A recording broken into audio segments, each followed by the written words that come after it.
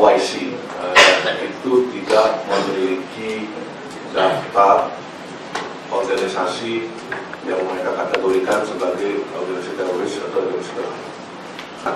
Memang pada pertemuan di ASEAN kemarin itu ada sekitar hampir 200 resolusi yang di-adopt ya, dan disepakati. Salah satu resolusinya itu adalah terkait dengan situasi di Turki pada saat ada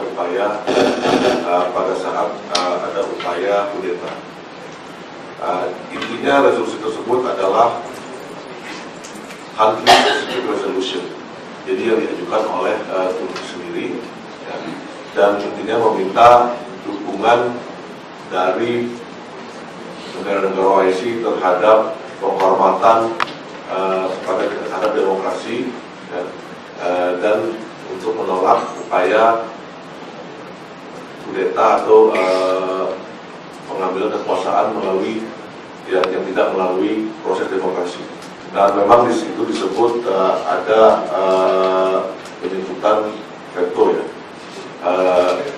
oleh Turki ya, dan itu merupakan pandangan Turki terhadap organisasi tersebut, bukan pandangan OIC dan bukan tidak dimasukkan ke dalam daftar teroris atau daftar